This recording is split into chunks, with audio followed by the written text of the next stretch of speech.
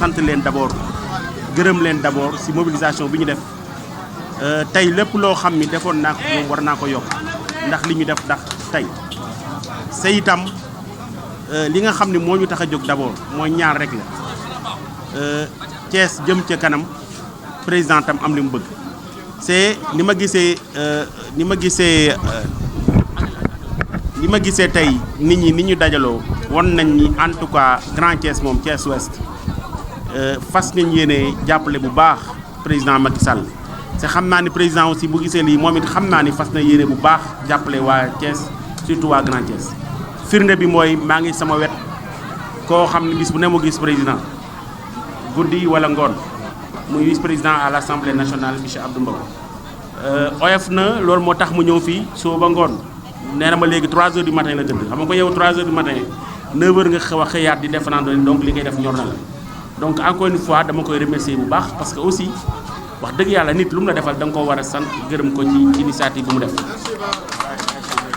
waa Thiès nag surtout waa Grand Thiès surtout waa Thiès Ouest dama bëgg ñu àndandoo liggéey boo xam ni day tàmbali mais xamuñu fan la jëm économiquement d'abord politiquement après parce que ñaar yooyu ñooy ànd sama yéene ci en tout cas ci Thiès ak ci Grand Thiès mooy bis li ki tey ay fan yu néew ñu yëg ni am na lu soppeeku c'est lu soppeeku mi ngi tàmbali ko fii ci Grand Thiès c'est loolu maa ngi ciy woo le président de la République kooku ñu ngi koy yóbbante monsieur Abdou Mbow en tant que vice-président li muy gis président bari na nañ ko na nga lu mu gis nii bu demee dina kon waa Thiès waa Grand Thiès ñoom ñëpp takku nañu ànd liggéey ak yow bu soobee yàlla ci élection yi di ñëw lépp li nga xam ni bëgg nga ko ci Thiès ci Grand Thiès di nga ko am ci jàmm. et ñu takku jëm ci élection présidentielle yi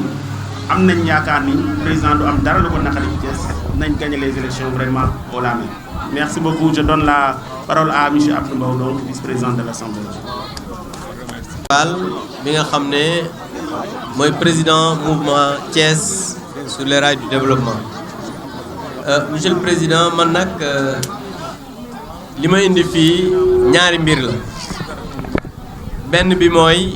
matérialiser li nga xam ne tënkoon nañ ko ci suñu réunion ba ñu defoon maanaam ñun coalition Benno Bokk Yaakaar dañu war a lëkkaloo ak mouvement de soutien yi fii ci Thiès te mu doon ay instructions fermes yu le président de la République joxe woon loolu mooy benn bi nga xam ne moo ma indi ñaareel bi mooy ñëw wuy si un ami un frère un grand frère un accompagnant et allié du président de la République parce que quand je dis allié mooy tey jii dafa yor mouvement bu allié ak Benno Bokk Yaakaar donc di jàppale président de la République te wax naa ko démb ci Daaru Salaam ma ne leen su tan gore bu ñuy gubali mbaam moo ciy ëppale maanaam ñun ñii di xam ne ñoo nekk APR nekk Benno Bokk Yaakaar bu amee ay mouvement de soutien yoo xam ne dañuy ñëw di jàppale président de la République ñun kenn waruñoo njëkk ci waar loolu moo tax ma ne Babacar lépp loo woote ñoo ciy jiitu lépp loo woote dinañ ci ñëw te nag aussi ñun soxla nañ ku ñu gën a dooleel parce que ku gis li am fii tey ci ay jeunes muy jigéen mag ak ndaw nga xam ne comme ni ko Babacar wax léegi am na loo xam ne commencé na soppeeku fii ci Thiès Ouest te ñuy ñaan yàlla nag mu law di wax ne dañu lay encourager ndax nag politique dem ci nit ñi la seq ak ñoom jàmm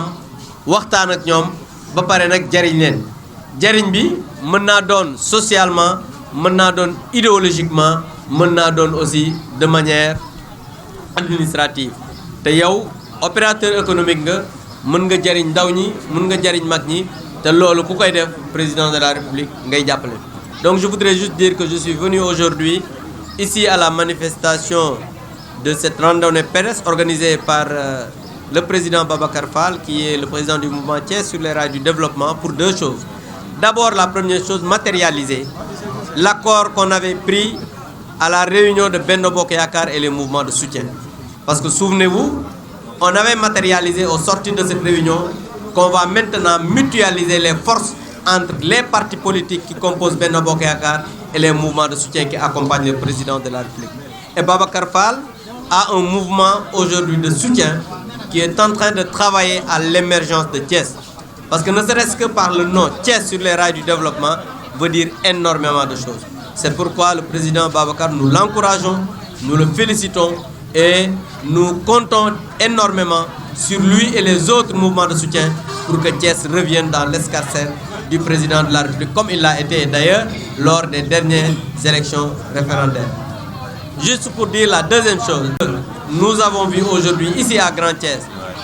organisé par le mouvement Thiès sur les rails du développement, je pense que si tout le monde fait de la sorte, si tout le monde fait de la sorte dans son coin, je pense que le président de la République aura une large victoire le 30 juillet. Je vous remercie de votre attention. Merci beaucoup, président. Parce qu'il s'est toujours porté volontaire comme le responsable des jeunes à Thiès. Du coup, remercier vraiment acte bi mu njëkk def mooy comme sama turu mouvement comme son nom l'indique le mouvement Tous Ensemble Defar Sénégal ak président Macky Sall. nee naa ba tey mënumaa ne Tous Ensemble Defar Sénégal te mënumaa nekk derrière le président Macky Sall qui est le président de tout le Sénégal, le chef de ma république. may remercier nag nga xam ne moo di Babacar Fall initiative bi parce que mën naa ni su ma ñëw rangé wu ci côté am ak wala ma ñëw taxaw fii tey ci wetu Abdou Mbow defe naa ni kon ku ñuy gisee dinañ ne gos bi il est trop individuel wala dafa soxor parce que durant et pendant ma créé le mouvement Tous Ensemble Defar Sénégal profité ci occasion yi di leen wax li tax ma créé mouvement bi parce que gis ni vraiment Thiès reste toujours derrière. Me poser la question pourquoi Thiès reste toujours derrière, j'ai pas de réponse. Après sama conscience moo ma influencé dimbali ma ci ma xalaat que ni li tax Thiès surtout derrière parce que y a trop de révolution te li ñuy bañ ci lu négatif ci normal mais li ñuy bañ ci lu positif moo ëpp. ma ne nag le pourquoi dañuy dajale jeunes yi éveiller seen conscience xamal leen Thiès pour mu jóge ci lii mu nekk foog mu jóge ci loxo ki nga xam ne moom la ñaan ci loxoom la nekk ce qui est impossible. Pour une fois ma di leen xamal leen les Thiessois dañoo war a yeewu ci lenn mooy que ni président bi nga xam ne moo yor lépp li nga xam ne moo ajoo ci askan wi dañu ko war a jàppale topp ci ginnaawam topp ci ginnaaw de tous ensemble àndandoo maa ngi ko nekk benn woon ko ni les Thiessois ne sont pas du tout contre toi mais lu ñu bëgg mooy émergence bi nag comme lii Babacar Fall bi da koy wane. Je suis très content nag parce que dama gis ñi nga xam ne les plus dynamiques de Grand Thiès laa gis Thiès Ouest barke Serigne Touba. ma doon rassembler ay jeunes am quelques jeunes di dem ak ñoom mais Babacar Fall ñëwee sincèrement daf maa faciliter tâche bi parce que day tax ñu xam ne man lii ma engagé woon dëgg la parce que ku ma gis man xam ne j'accompagne le président Macky Sall avant son accès au pouvoir di ànd ak le ministre Thierno Alassane Sall sincèrement parlé dem ba si yàgg ma créer le mouvement pour plus de rentabilité pour le gouvernement parce que xam naa ni man à moi seul Waly Sow je fais quelque chose pour mon quartier dem ci nag di ci dem Babacar Fall ñëw indi li nga xam ne moom laa tële woon Grand Thiès kon ñu xam ne mbir mi dëgg la parce que suma position mooy suñu gisee Waly Sow